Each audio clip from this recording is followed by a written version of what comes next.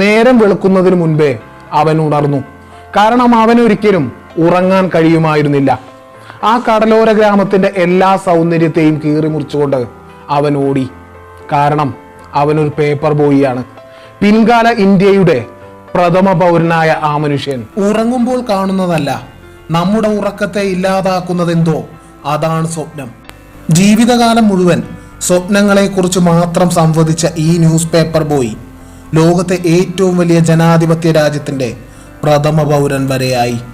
മുടി വളർത്തിയ എൻ്റെ സുഹൃത്ത്, അവന് കുറച്ചു വർഷം മുമ്പ് വരെയുള്ള കേരളം അല്ലെങ്കിൽ ഈ സമൂഹം വല്ലാത്ത ഒരു നോട്ടം നോക്കിയിരുന്നു. ആ നോട്ടത്തിന്റെ അർത്ഥം ഇതാണ്: ഇവനൊക്കെ മുടിയിൽ കല വളർത്തുകയുള്ളൂ, പ്രത്യേകിച്ച് ഒന്നും തന്നെ ചെയ്യാൻ പോകുന്നില്ല എന്ന്. ആ പുച്ഛത്തിന്റെ നോട്ടം. എന്നാൽ അവനും ഈ മനുഷ്യൻ ഒരു പ്രചോദനമായിരുന്നു.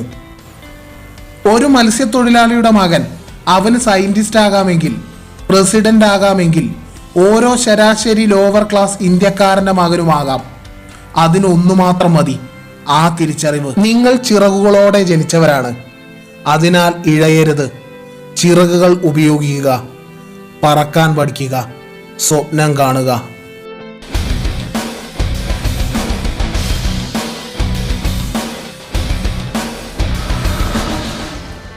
1947 സ്വാതന്ത്ര്യാനന്തര ഇന്ത്യ.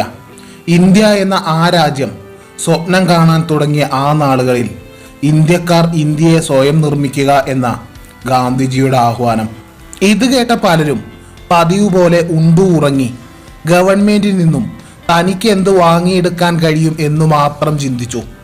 അവർക്കെല്ലാം ഇടയിൽ ചുരുക്കം ചില മനുഷ്യരെ പോലെ ആ ബാലനും ചിന്തിച്ചു: ഇന്ത്യക്ക് വേണ്ടി എനിക്ക് എന്ത് ചെയ്യാൻ കഴിയും? എനിക്ക് ഒന്നേ ചെയ്യാൻ കഴിയൂ: പഠിക്കുക. അതുതന്നെയാണ് എൻ്റെ കുടുംബത്തിനും വേണ്ടി എനിക്ക് ചെയ്യാനുള്ളത്. നൽകാൻ മനസ്സുള്ള ഒരാൾക്ക് ലഭ്യമാവുകയും ചെയ്യൂ. കൂട്ടുകാരുമൊത്ത് കുളത്തിൽ തൻ്റെ കാലുകളെ തണുപ്പിച്ച് വിശ്രമിക്കുമ്പോൾ ആ മനോഹരമായ കാഴ്ച. ആകാശത്തിലൂടെ പറക്കുന്ന പറവകൾ, പറവകളുടെ ആ ഡിസൈൻ, അത് തന്നിൽ അത്ഭുതത്തോടൊപ്പം ആ സ്വപ്നത്തെയും വളർത്തി. തൻ്റെ വളർച്ചയുടെ വേഗത്തിനനുസരിച്ച് തൻ്റെ സ്വപ്നത്തിന്റെ ആഴവും വർദ്ധിച്ചു. ആദ്യഘട്ടം ഇതായിരുന്നു: MITയിൽ സ്കോളർഷിപ്പിന് വേണ്ടി പഠിക്കുക, അധ്വാനിച്ച് പഠിക്കുക. MIT ക്യാമ്പസിലെ വിമാനത്തിന്റെ മോഡൽ, അത് ഓരോ തവണ കാണുമ്പോഴും അതിനെ ഓരോ തവണ സ്പർശിക്കുമ്പോഴും തൻ്റെ സ്വപ്നത്തിന്റെ ആഴവും പരപ്പും വർദ്ധിച്ചു വന്നു. എന്നാൽ ചെറുപ്പം മുതൽ താൻ കണ്ട ആ സ്വപ്നം അതവിടെ അവസാനിക്കുകയാണ്. അതിനുള്ള സമയമാണിത്. ഡെറാഡൂണിൽ നടന്ന പൈലറ്റ് ഇന്റർവ്യൂവിൽ താൻ പരാജയപ്പെട്ടു. വിജയം ആസ്വദിക്കാൻ അതിലേക്കുള്ള വഴികളിൽ പ്രയാസങ്ങളും ആവശ്യമാണല്ലോ. ഇത്ര കാലത്തെ തൻ്റെ സ്വപ്നം തകർന്ന മനസ്സുമായെത്തിയ തന്നോട് ആശിച്ചത്, മോഹിച്ചത്, സ്വപ്നം കണ്ടത്, അത് നിനക്ക് ലഭിച്ചില്ല എന്നതിനർത്ഥം മറ്റേതോ ഒരു നിയോഗം നിന്നിലുണ്ട് എന്നത് തന്നെയാണ് എന്ന വാക്കുകൾ. അത് തൻ്റെ ആത്മീയ അന്വേഷണത്തിന്റെ ആരംഭം കൂടിയായിരുന്നു.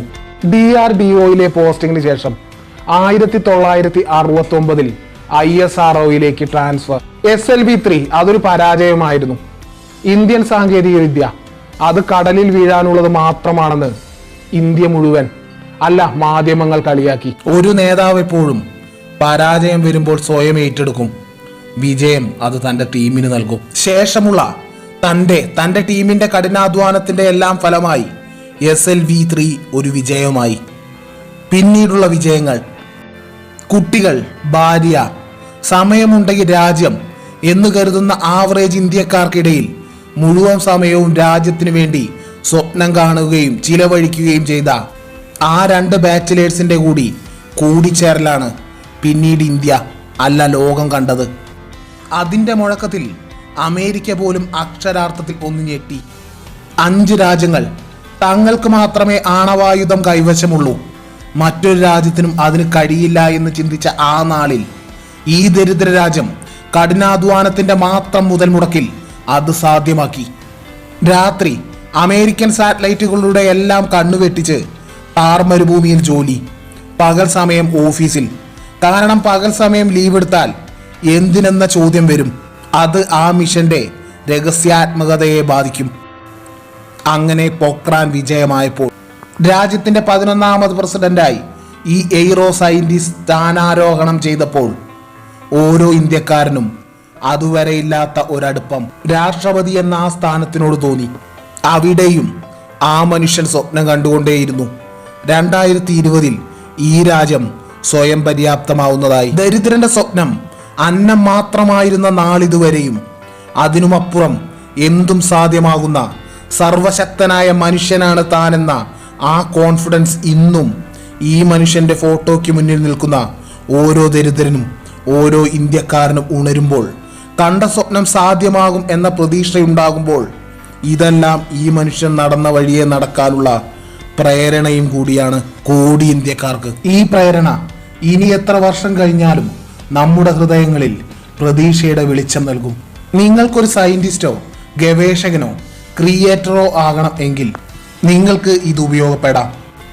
ആരാണ് സയന്റിസ്റ്റ് എന്നാൽ ഒരു കാര്യം ഈ ഭൂമിയിൽ ഇല്ലാത്ത സമയത്തെ അതിനെക്കുറിച്ച് ചിന്തിക്കുന്ന, അതിനായി വർക്ക് ചെയ്യുന്ന ആൾ. ടെലിഫോൺ ഈ ഭൂമിയിൽ ഇല്ലാത്ത കാലത്തെ ഗ്രഹാം ബെൽ അദ്ദേഹത്തിന്റെ കൺമുമ്പിൽ ടെലിഫോൺ കണ്ടിരുന്നു.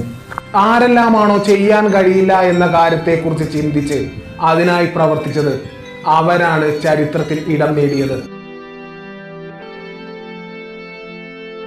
ഈ പേര് ഈ രാജ്യമുള്ള നാൾ വരെയും ഓരോ ഇന്ത്യക്കാരന്റെ മനസ്സിൽ നിലനിൽക്കും. അത് ഉറപ്പാണ്. It's me M K